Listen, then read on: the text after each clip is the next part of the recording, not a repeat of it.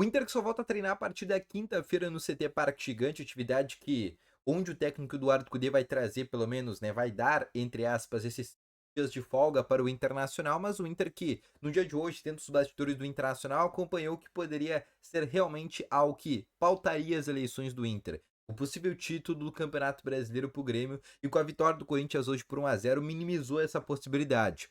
Mas no dia de hoje eu quero te trazer mais informações sobre o que o Eduardo Cudê está pensando, até porque o Inter precisa de mais uma vitória para garantir aí sim matematicamente a chance de não ser rebaixado para a segunda divisão.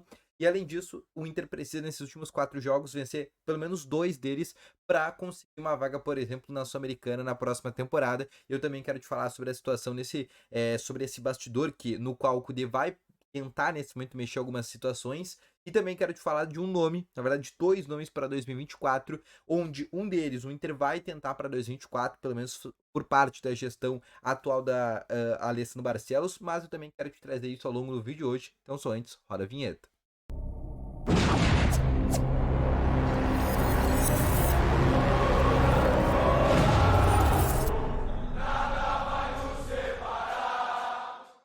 Boa tarde, Colorado. Sejam muito bem-vindos aqui com novas informações sobre o Internacional. E só antes de começar esse vídeo, não esquece já de deixar o teu gostei, te inscrever no canal e ativar também o sininho de notificações, que é muito importante, tá bom?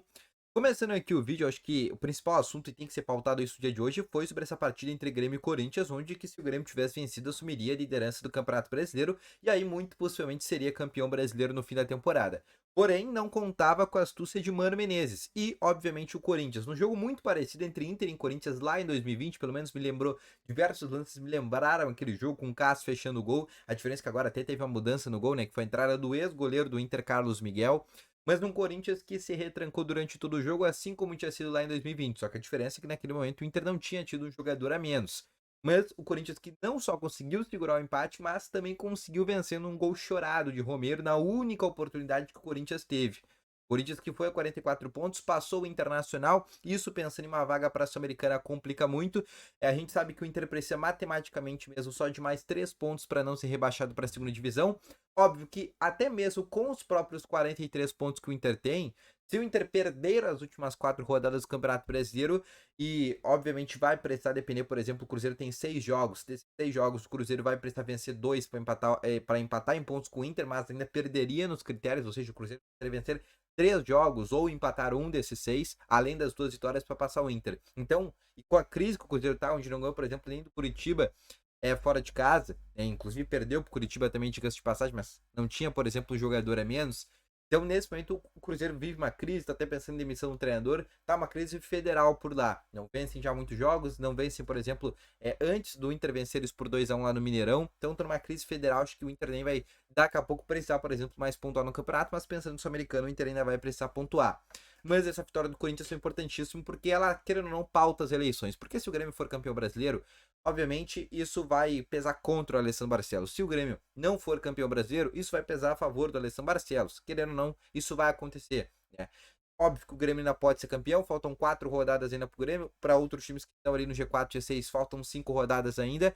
Mas o Grêmio vai precisar fazer algo impossível na próxima rodada, que é vencer o Atlético Mineiro da Arena MRV. Que é um time muito bom fora de casa, é um time que só tem uma derrota até agora na Arena MRV, que foi para o próprio Cruzeiro, seu rival, que foi uma derrota por 1-0 no gol contra, inclusive do zagueiro Gemerson, mas foi a única derrota que eles tiveram, no resto foram apenas vitórias, então é um jogo muito difícil, onde que se o próprio Grêmio empatar esse jogo com o Atlético, eles só vão conseguir, por exemplo, chegar a 69 pontos no Campeonato Brasileiro, e só aí por si só já vai ser uma situação teoricamente bem complicada para o rival. E além disso, o Grêmio vai ter que, mesmo que vença o Atlético Mineiro, ainda tem que vencer as últimas 3 rodadas, que é contra o Goiás em casa, contra o Vasco em casa, que certamente vai estar brigando para não cair, e na última rodada aí sim, acho que é a mais fácil dessas 3, que vai ser, por exemplo, contra o Fluminense lá no Maracanã, mas vai ser o Fluminense que vai estar 3 dias antes do Mundial de Clubes, então muito possivelmente deve botar inclusive a equipe sub-20 a campo, tá bom?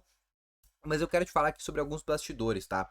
O Eduardo Cudê tá muito incomodado com algumas situações, tá? Não só extra-campo, mas também dentro de campo. Querendo ou não, a imprensa ela tá meio que bem dividida. Por quê? Hoje o Grêmio perdeu com um jogador a menos desde os 10 minutos do primeiro tempo. Exatamente nos mesmos requintes do que tinha sido Curitiba e Internacional. A diferença é que no jogo de Inter e Curitiba teve diversos problemas de lances de arbitragem, a expulsão do Vitão por si só já é duvidosa, né? Teve o próprio gol do Curitiba que o juiz apita antes. Bom, teve diversos problemas naquele jogo. O jogo do Grêmio hoje teve lances a favor do Grêmio, que foi aquele pênalti não marcado pro Corinthians, que depois resultou a expulsão do Bruno Mendes 30 segundos depois. Então, se tivesse dado pênalti, o Bruno Mendes, por exemplo, não teria sido expulso. Só que não se fala, por exemplo, do Grêmio ter perdido por 1-0 com 10 minutos antes. Se pautou muito mais o Inter ter perdido aquele jogo pro Curitiba. São dois pesos e duas medidas que são feitas nesse momento. Isso está incomodando muito o Cudê por esse momento. E outra coisa que está incomodando muito o Cudê é o fato dos jogadores do Inter nesse momento estarem em ritmo de férias. O Cudê deu 5 dias de férias, de folga para os jogadores para ver se eles voltam com a cabeça diferente. Para ver se eles, obviamente o Inter vinha aí de uma sessão de 6 jogos consecutivos onde o Cudê não tinha dado folga ainda, tá? Só para você pensar. Todos os times do futebol brasileiro, após um jogo, dão folga. O Cudê não. O Cudê, após a partida, faz trabalho à tarde. Sempre um dia após o jogo. Ele não dá folga no dia seguinte, como, por exemplo, o Grêmio faz, como os outros times do Campeonato Brasileiro. Ele vai até o fim. Não dá folga para os jogadores no dia seguinte. E esses 5 dias que o Inter tá fazendo de folga agora, é que o Cudê tendo que pagar essas folgas. O Cudê tem que pagar essas folgas, porque depois, futuramente, eles podem vir com uma ação trabalhista, enfim. Então o Cudê vai ter que pagar essas folgas e vai pagar agora na data FIFA, assim como o Inter já tinha feito na última data FIFA, onde o Cudê estava devendo 3 dias de folga para os jogadores, e aí foi pago, por exemplo, na data FIFA.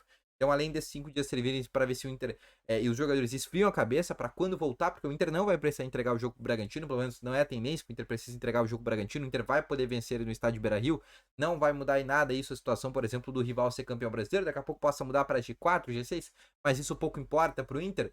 Então o Inter vai poder vencer o Bragantino, obviamente não vai ter diversos problemas, por exemplo, não vai ter o Alan Patrick, não vai ter, por exemplo, Arangues, e além disso tudo, não vai ter os jogadores que estão convocados, né, para as suas respectivas seleções, ou seja, Rocher, Ener Valencia, a gente não sabe como é que é o grau da lesão ainda do Ener Valencia, e o Johnny. Então o Inter vai ter diversos desfalques para esse jogo contra o Red Bull Bragantino, por si só já vai ser muito difícil, mas como disse o Cudê após o jogo contra o Palmeiras na derrota por 3-0, onde foi uma derrota bem importante, né, pensando lá na parte de cima, o Cudê disse que vai ser um time bem diferente por causa da questão física. Outra situação que eu quero passar para ti, falando em 2024, todo mundo sabe que um sonho da gestão Alessandro Barcelos, e vai ser concretizado caso ele seja eleito a partir da próxima temporada, é que tenha um parceiro de ataque pro Ener Valencia. Um cara que possa entrar do banco e resolver a situação, que não é o caso que o Luiz Adriano e Luca vem fazendo, por exemplo, nessa temporada. Um dos nomes que o Inter tem interesse é no argentino, uruguaio, na verdade, Gonzalo Mastriani, que é um jogador que tem 12 gols no Campeonato Brasileiro e hoje está no América Mineiro. Só que ele é um jogador que tem contrato até 2027. Então o Inter teria que comprar esse jogador. E ele está jogando muito bem no América Mineiro. Inclusive, nem se dá para pensar como é que o América Mineiro é lanterna no Campeonato Brasileiro. Só pra vocês terem uma ideia, eles começaram vencendo 11 jogos nesse Campeonato Brasileiro e durante 11 jogos eles tomaram a virada. A situação podia ser muito diferente pro América hoje, mas acabou que não conseguem, por exemplo, segurarem o resultado. Mas eu quero te falar também sobre outro nome, que é do Benjamin Hohlheiser. Benjamin Hohlheiser é o camisa 10 do Estudiantes de La Plata, e é um jogador de apenas 24 anos de idade. Jogador que foi contratado pelo Verón. Nem vou falar quem é Verón, porque eu acho que todo mundo conhece. E o Hohlheiser é um jogador que está se destacando muito no Estudiantes. E ele tem essa característica de fazer duas funções. A primeira é de ser um armador, ou seja, ele poderia ser um reserva para o Alan Patrick e um jogador com potencial de revenda. E ele também é um jogador de poder jogar ao lado do centroavante, ou seja, jogar ao lado do Ener Valencia. E esse é um jogador que tem contrato, por exemplo, terminando no fim da próxima temporada. Então, na metade do ano, o Inter poderia assinar um pré-contrato. E seria o nome ideal para o Inter também no fim do ano. O Inter canaliza esses nomes e vai trazer um centroavante para jogar ao lado do Ener Valencia, principalmente com a saída do Luiz Adriano. O Inter não vai trazer um, mas sim dois nomes. Um cara para jogar ao lado do Luiz Adriano e um para ser reserva. Então, o que o Inter está fazendo nesse momento, não só a gestão Alessandro Barcelos, mas até mesmo a gestão Roberto Melo pensa também nessa situação, em reforços, é o Inter analisar o mercado. Quando eu falo Inter, eu falo da situação e também falo da oposição, tá bom? Então esse foi o vídeo, espero que tenham gostado, deixa o teu gostei, se inscrever no canal, volto logo mais essas informações. Valeu, falou e fui!